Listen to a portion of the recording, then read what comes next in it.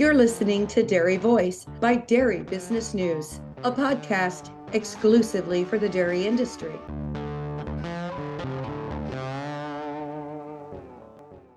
One of our sponsors of the Dairy Voice podcast is National DHIA. NDHIA ensures information accuracy and represents their members' interests. They are the direct voice for the dairy information industry. To find out more, go to dhia.org. If you raise calves, you know you can't prevent stress, but you can give your calves the boost they need to rise above challenging conditions. Nurture Boost is a uniquely formulated feed additive that supports calf lung health and enhances overall immunity to elevate your calves' ability to withstand stress. Boost your calves for better performance at boostyourcalves.com. Good morning, good afternoon, good evening, wherever you are in your day. Welcome to the Dairy Voice podcast by Dairy Business News.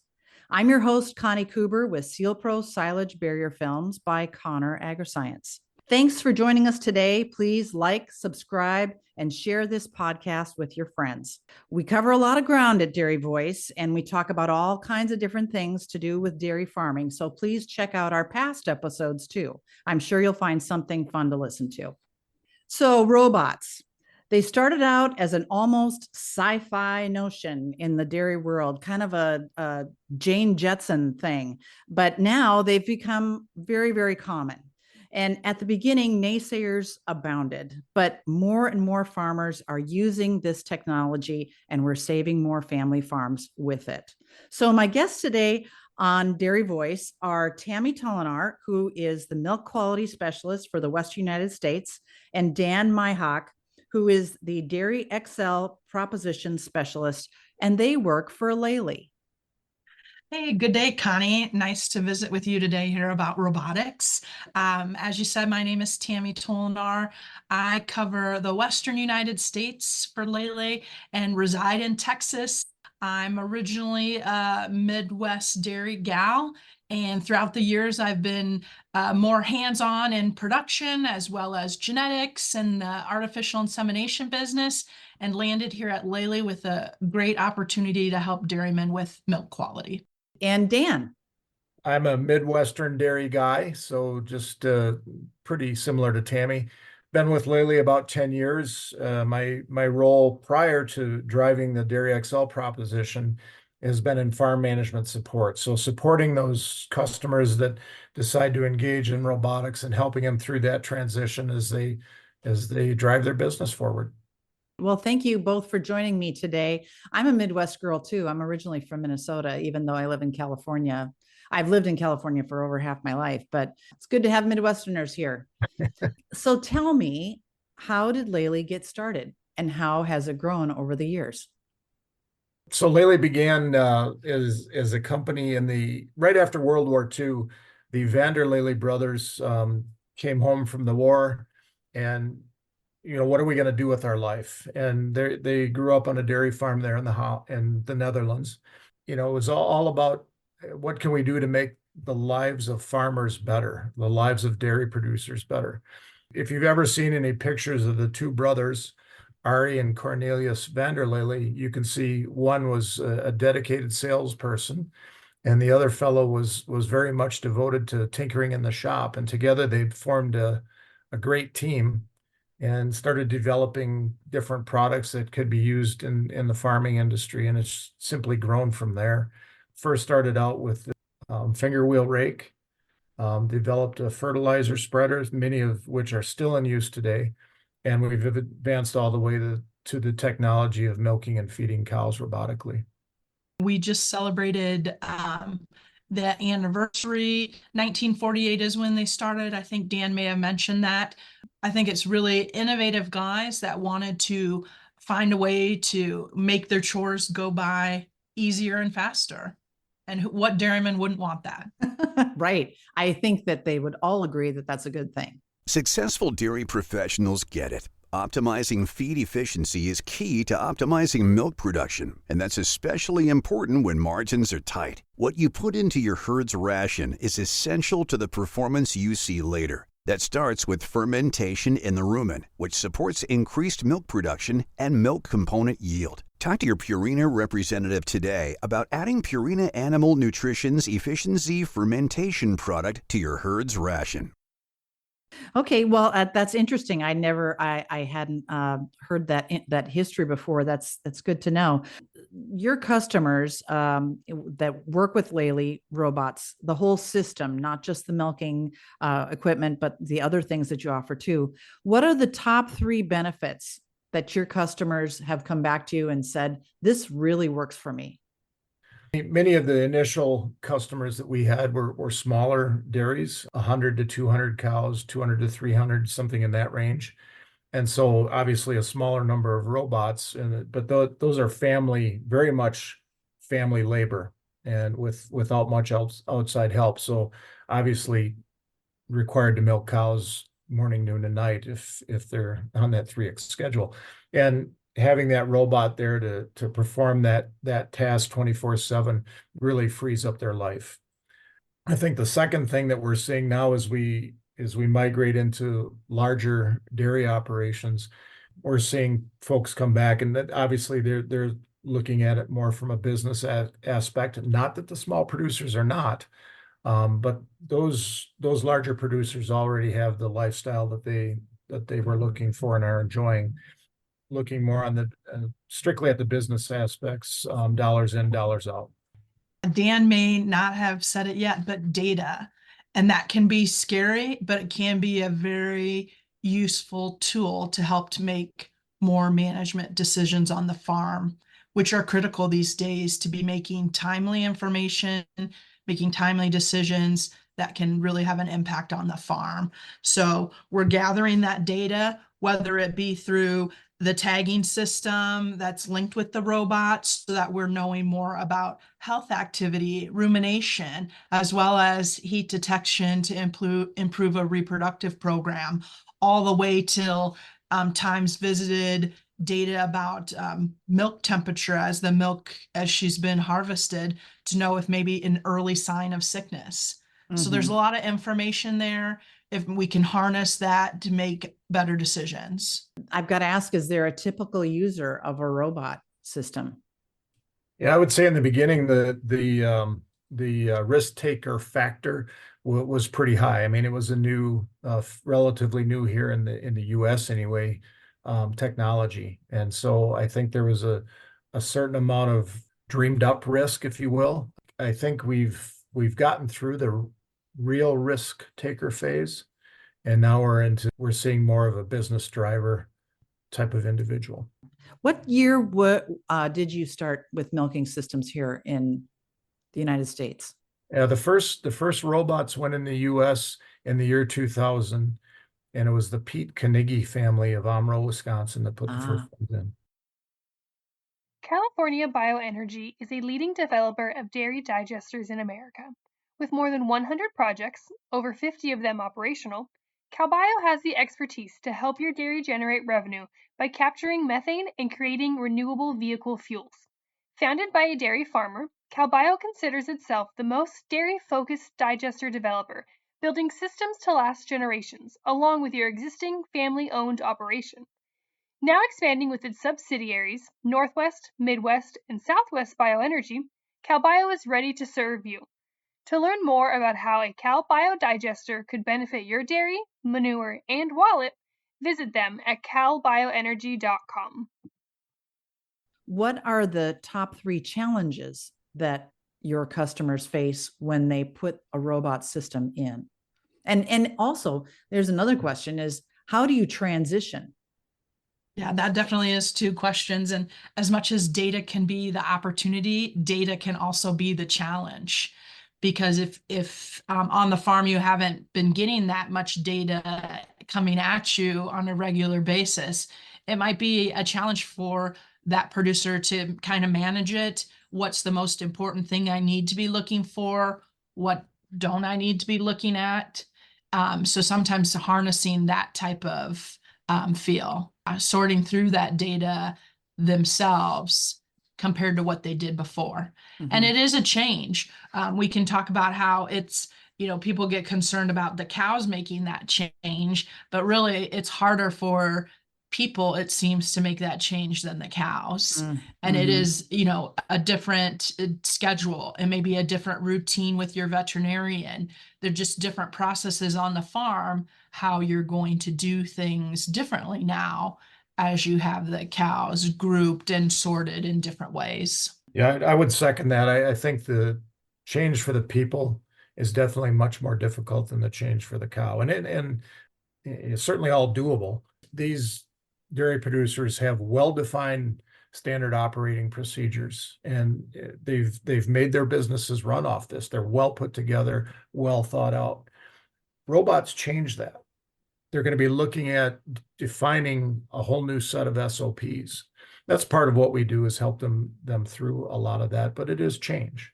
It's changed for the better, certainly, but it's changed, and it's changed for their cow is probably the biggest change. That the biggest unit that feels change is that producing unit, their dairy cow. As far as transition, tell me about the first few days of having cows, just for the cows' sake, of moving through a parlor versus living in a robot system. From the cow's point of view, Yeah. I think, we want to make that experience in the robot very pleasant for them. So there's a little feed that's delivered and, needs to be very tasty. And that is the draw for that cow to the robot.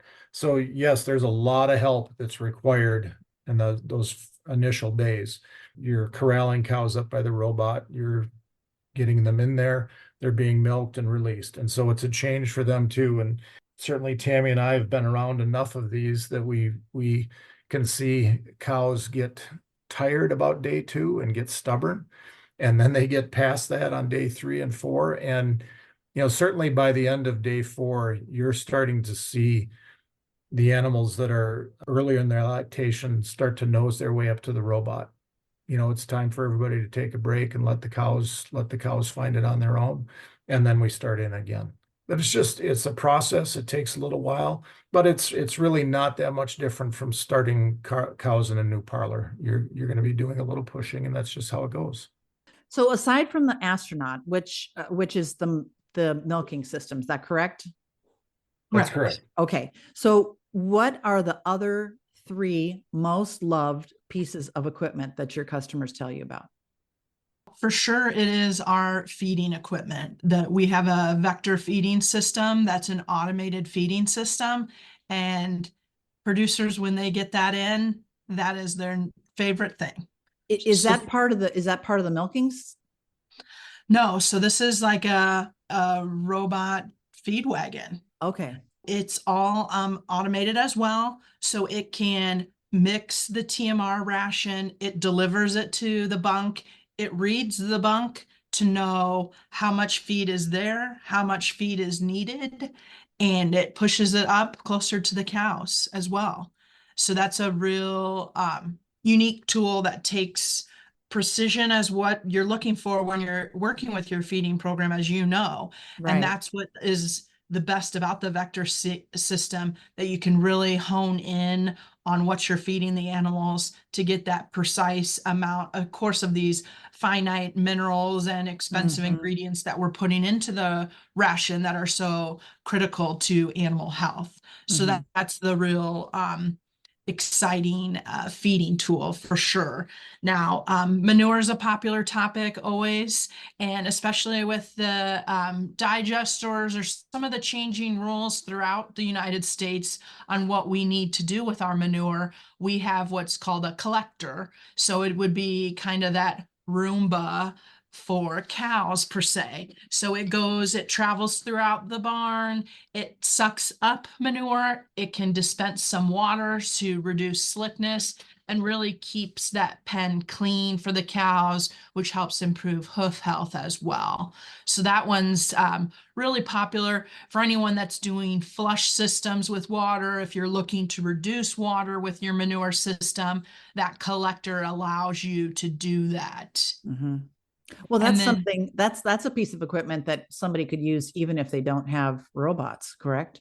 Correct. So Yeah, same with the vector system. Mhm. You can have that without the milking Sure, astronauts. sure. And then, of course, we can't miss out on our young stock, right? Calves are so important. And we have the automatic feeding system called the Calm, which that's able to prepare the milk and dispense it at the right time and right temperature as the calves come into that feeding box using an RFID tag. So it portions it to based on their feed needs, and also has been a great way to get calves increasing their milk intake and making a better transition then to calf grain and forages as well. Yeah, just back to the vector. I think Tami made great points there, and the one thing I'd like to emphasize is that the vector feeds to need, feeds based on the amount that's left in the bunk or not left in the bunk.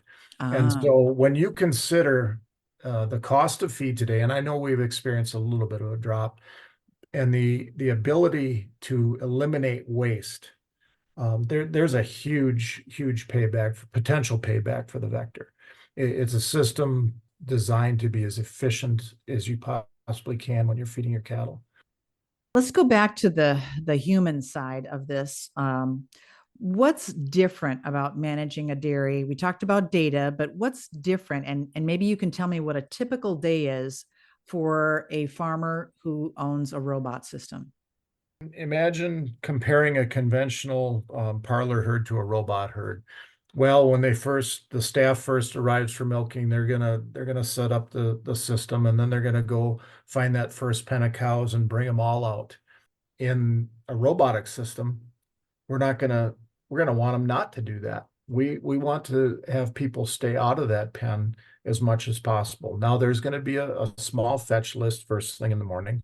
They'll have to collect a few cows, get them up to the robot to milk, and then we're hoping that they have a developed set of SOPs that they're going to do all those routines in the pen very quickly, efficiently, and then leave the pen. Let cows be cows. I don't know of a better way to say it than that way, is just letting cows interact and socialize with one another.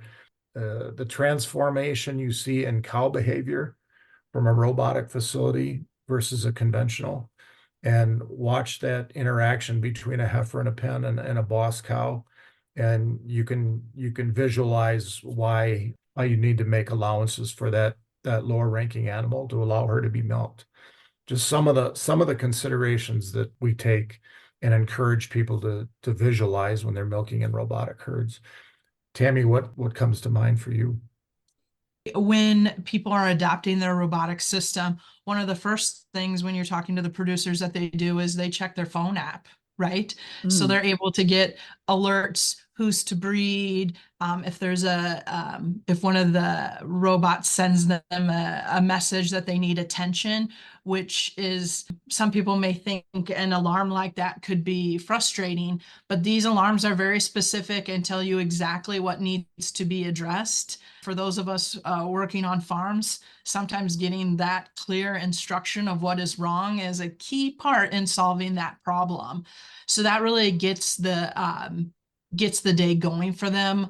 And then their daily routines, whether it's in the pen, checking on animals, checking their beds, as well as what's the chore of the day, whether it be vet check or dry off or breeding. The astronaut can sort the cows into management pens so that when the breeder comes, they're mainly sorted into the management pen for the breeder just to come find the cow he needs in that small little pen of about 12 to 20 stalls and get through that day. Now that saves a lot of time, energy, and effort, as well as for the cows, it's not another person in their pen messing up their day too. Let's say your question was about what's the first thing they do in the morning. Well, Mm. remember, those robots have been working since they left the barn the evening before. And so there's been the system has collected data on the robots itself. It's collected data on all the cows. And so all that's going to be throughout the evening and into the morning, it's going to be funneled into a report. So those cows that need attention will be available for you on whatever list you create. And as Tami said, you can set the system up to sort those attention cows. So you don't have to bother the rest of the cows in the pen. Those cows that need attention are going to be there for you. So you could be in what we call a separation area. You could be looking at a cow that needs to be inseminated. You could be looking at a cow that has a metabolic issue. You could be looking at a cow that has an udder health issue, and you could be looking at a cow that's enrolled in an off-sync program, all at the same time, all in the pen at the same time. And you can perform each of those tasks, assuming you have all your tools right there on your little Kubota or whatever you're driving around the barn. Right, So right. it's really a very, very elegant design when you think about it.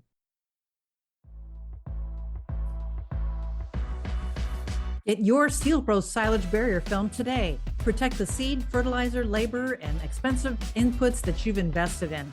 Choose best-in-class Sealpro now in 3 different versions: traditional 2-roll application, our new co-rolled application, and super simple and wildly successful 1-layer film, Sealpro 1. It's easy to buy, easy to use. Contractor covering? We'll work with them. Learn more at sealprosilage.com. That's SEALPRO silage.com. Family owned and operated for over 25 years. 559-779-5961. That's 559-779-5961. What do you find with milk quality in these robot systems? How does it increase? Well, we're really getting, it's that timely data, right? So we're capturing every milking. We're looking at color, temperature, consistency, whether there be more watery milk or some type of coagulation in it. And we're getting those information and attention.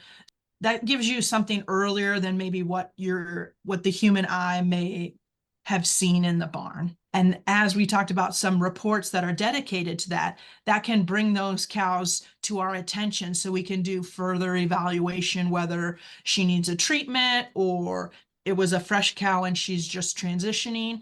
But getting the information accurately and more timely gives us that data to make better decisions. To me, it's trusting all that data that you're getting.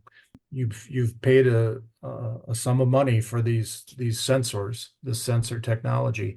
You've got to learn to trust it, even while you can't see something. Tami brought it up just a second ago. You may not be able to visibly see a milk quality concern when you strip some milk out of that cow, but that doesn't mean it's not there. She may have a high conductivity, and getting on it quicker is going to save you money. We talked a little bit about the changing the SOPs and that you help people with that whole process. What kinds of training do you offer for both owners and employees or family members when people are starting out with these and ongoing as well? Yeah, we do a lot of that through our Lely centers, through our dealer network around North America. We have what we call farm management support classes, where they spend a week looking through our software, visiting a couple different herds, identifying issues that can be corrected. Likewise, our tech support department does the same type of class schedule, and even more detailed. So how to troubleshoot robots when there's a problem. It is a machine. I mean, there's going to be times when things aren't working properly, but they can be easily corrected with some proper training. In many cases, our Lely Center network will deliver those trainings to their customers. In situations where we have larger installations, so 20, 30, even 40 plus robots, we'll work in conjunction with the Lely Center to provide training for that staff. We have what we call a DairyVoice program, and DairyVoice is basically an evaluation of lean processes on the dairy. So we've performed, 10 to a dozen of those around the US over the years. Think in terms of Toyota manufacturing, how they've streamlined their process to build cars as efficiently as possible. The same type of processes occur in every business, whether you're in a box store, whether you're at Walmart, whether you're on a dairy farm. There are processes that take place. That DairyVoice evaluation is helping people find waste, eliminate it, and then create more efficiencies. Well, what is the future of robotic milking and farming? What do you see coming down the pipe? We have what's called the red wall 99% of the employees cannot see behind that red wall to know what's coming next.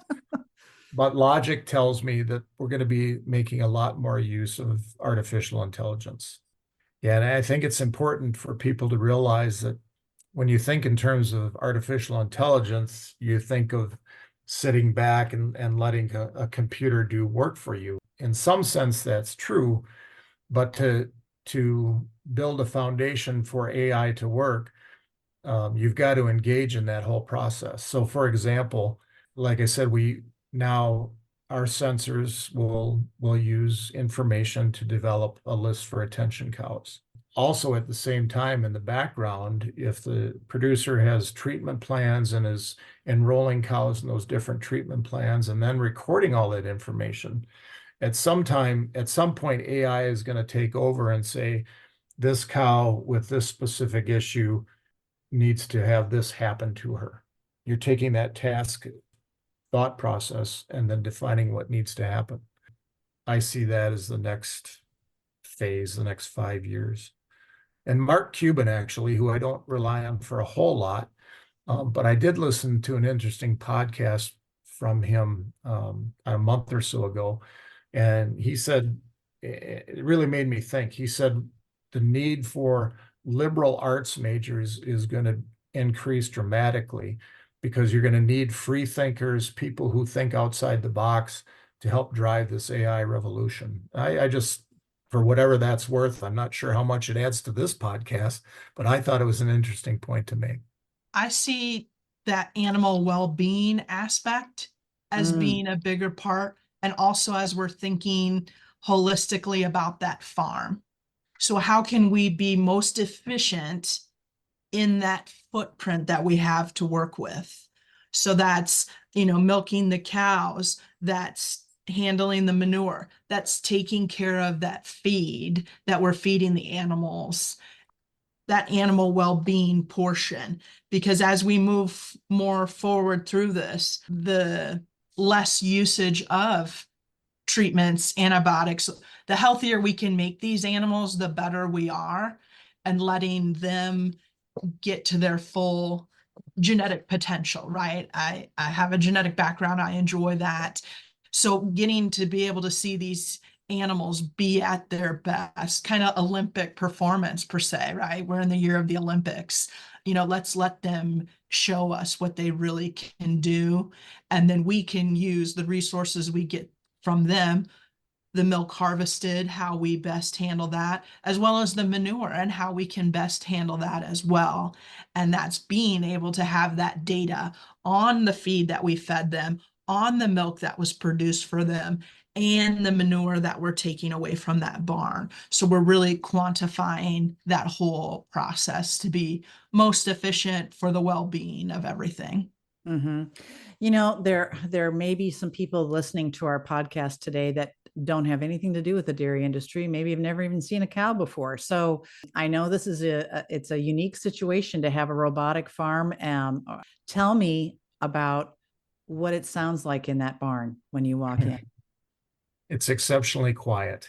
Mm-hmm. It's exceptionally quiet. Tami makes a great point about animal welfare. Mm-hmm. And I wish I knew how to monetize that other than seeing the end results of increased milk production, increased reproductive efficiencies, decrease in human labor.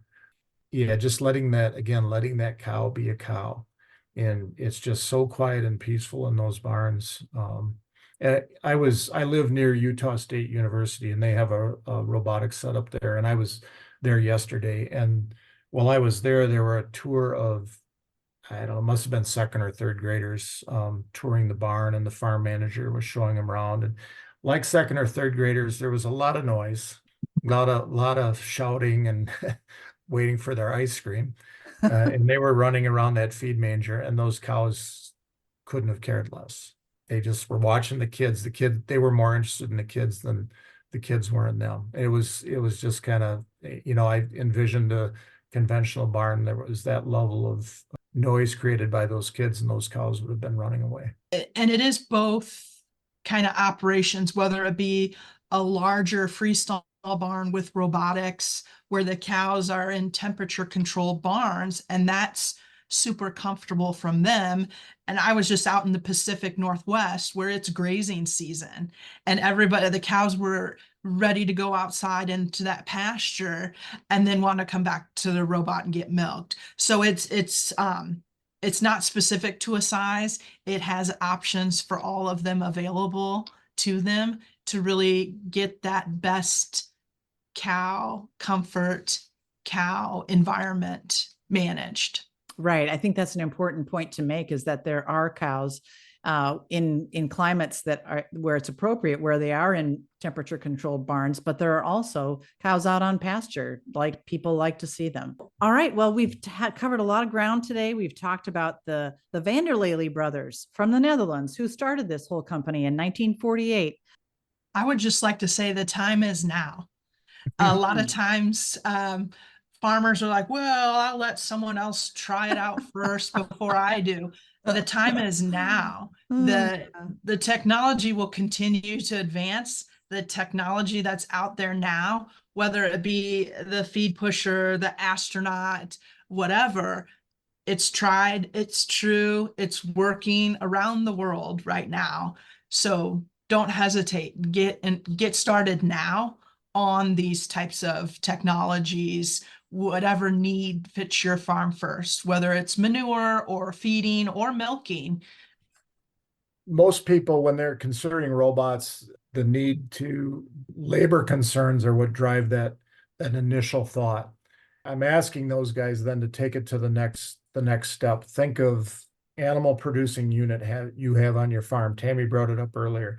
The genetic potential. I read somewhere where, the perfect animal in the perfect conditions has a net merit dollar amount of over 5,000. And I think the average cow today is I don't know what it is, 12 to 1,500 net merit dollars. So there's a ton of untapped potential out there. Well, thank you for joining me today. My guests on Dairy Voice today are Tami Tollenaar, who is the milk quality specialist for the Western United States, and Dan Meihak, who is the Dairy XL proposition specialist, and they work with the Lely company. If people want to get more information about Lely and Lely systems, where should they go? Yeah, they can reach out to me at TTOLLENAAR@lely.com. So thank you for joining us today. I'm Connie Kuber with Sealpro Silage Barrier Film by Conner Agriscience, and you've been listening to the Dairy Voice by Dairy Business News. Please subscribe, like, and share this podcast. And as we move into summer and into fall, and we're out there taking care of our cows, stay safe out there. And we'll be talking to you again very soon.